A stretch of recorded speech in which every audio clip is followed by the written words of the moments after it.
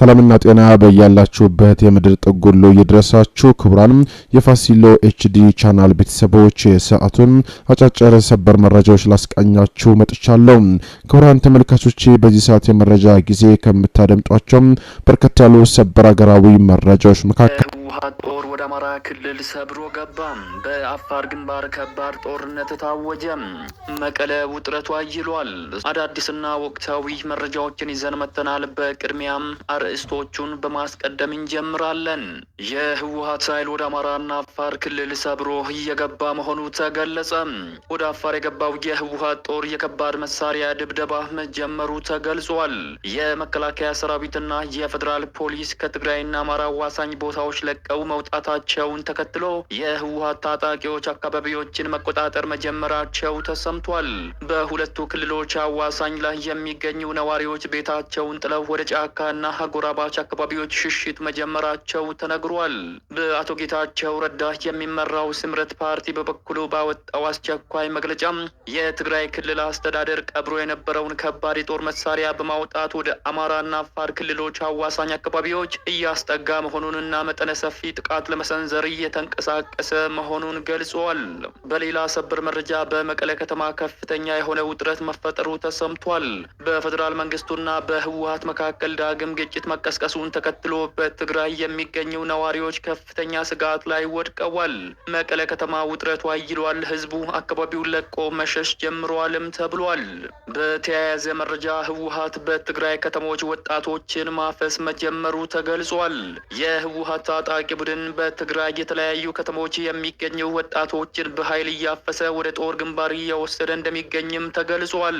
በሰሜን ኢትዮጵያ እየሆነ ያለው ምንድነው የሚለውን በዘገባችን በዝርዝር እንመለከተዋለን። በሌላ ሰበር መረጃ በአማራ ክልል ያለው ጦርነት ከመንግስት ቁጥጥር በላይ መሆኑ ተገለጸ። በአማራ ክልል በመንግስት ኃይሎችና በፋኖ ታጣቂዎች መካከል እየተደረገ የሚገኘው ውጊያ አሁንም ተባብሶ የቀጠለ ሲሆን በውጊያው ከፍተኛ የሆነ ሰብአዊና ቁሳዊ ኪሳራዎችም ደርሷል። ለ3 ዓመታት የዘለቀው የአማራ ክልሉ ጦርነት ከመንግስት አቅም በላይ ሆኗል ሲሉ አንድ ከፍተኛ የብልጽግና ባለስልጣን መናገራቸው ከፍተኛ መነጋገሪያን ፈጥሯል። በዝርዝር የምንመለከተው ሌላኛው መረጃችን ነው። እነዚህንና ሌሎች ያልተሰሙ አዳዲስ ጉዳዮች በዚህ ሰዓት የመረጃ ጊዜ ወደ እናንተ ይደርሳሉ። እንደ ሁል ጊዜው ቪዲዮ ላይክ እና ሼር በማድረግ ጀምሩት። አዲስ የሆናችሁ ሰብስክራይብ በማድረግ አዳዲስና ወቅታዊ መረጃዎችን ያገኙ። አሁን ወደ ዝርዝሮቹ ነው የምናመራው። በቅድሚያም በመቀለ ከተማ ከፍተኛ የሆነ ውጥረት መፈጠሩ ተሰምቷል። በፌዴራል መንግስቱና በህወሓት መካከል ዳግም ግጭት መቀስቀሱን ተከትሎ በትግራይ የሚገኙ ነዋሪዎች ከፍተኛ ስጋት ውስጥ ወድቀዋል። መቀለ ከተማ ውጥረቱ አይሏል። ህዝቡ አካባቢውን ለቆ መሸሽም ጀምሯል ተብሏል። በትግራይ ባንኮች ተጨናንቀዋል። ንግድ ባንክ ትግራይ ውስጥ ለአንድ ሰው ከ2000 ብር በላይ አልሰጥም ማለቱም ተሰምቷል። የመቀለ ከተማ አስተዳደር በበኩሉ በከተማዋ ባለው ድንጋጤና መረበሽ ምክንያት በመሰረታዊ ሸቀጦች ላይ የዋጋ ጭማሪ በሚያደርጉና ህዝቡን በሚያሳስቱ ሰዎች ላይ እርምጃ እንደሚወስድ አስጠንቅቋል።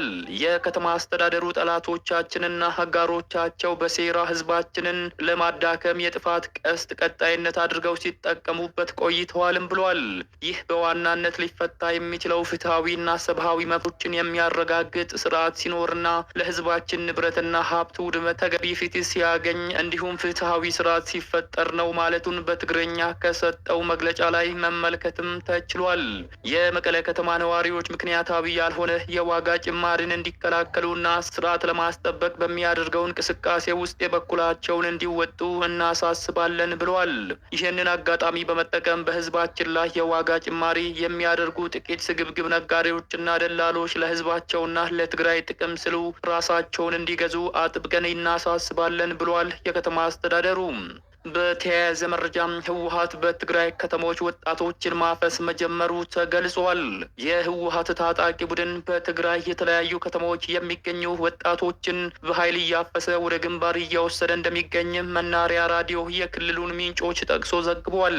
በአድግራት በአድዋና በሌሎችም የክልሉ ከተሞች የተጀመረው ይህ የወጣቶች አፈሳ በዋናነት በትጥቅ ትግል ስም ወጣቱን ወደ ወልቃይት አቅጣጫ ለመውሰድ የታለመ ነው ብለዋል።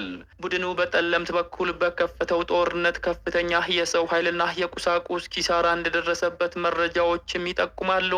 በአካባቢው ከሚገኙ የሚሊሻ ኃይሎች ጋር በነበረው ፍልሚያ በርካታ ታጣቂዎች ሙትና ቁስለኛ ከመሆናቸውም በላይ ወሳኝ የተባሉ የጦር መሳሪያዎች መማረካቸውንም ዘገባው አክሏል።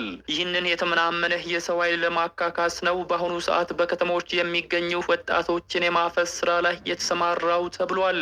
ከስፍራው የደረሱን መረጃዎች እንደሚያመላክቱት የታፈሱ ወጣቶች በመኪና ተጭነው ወደ ወልቃይት አቅጣጫ እየተወሰዱ እንደሚገኝም ተነግሯል። በሌላ በኩል የህወሓት ኃይል ወደ አማራና አፋር ክልል ሰብሮ እየገባ መሆኑ ተገልጿል። የመከላከያ ሰራዊትና የፌዴራል ፖሊስ ከትግራይና አማራ አዋሳኝ ቦታዎች ለቀው መውጣታቸውን ተከትሎ የህወሓት ታጣቂዎች አካባቢዎችን መቆጣጠር መጀመራቸው ተሰምቷል።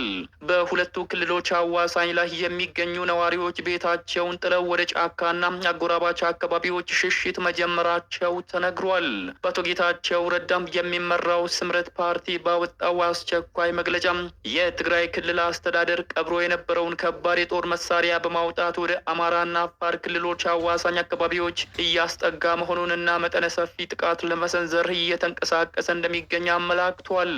በአቶ ጌታቸው ረዳ የሚመራው ስምረት የተሰኘው የፖለቲካ ፓርቲ ባወጣው ጠንካራ መግለጫ በትግራይ ክልል ያለው አስተዳደር የፕሪቶሪያውን የሰላም ስምምነት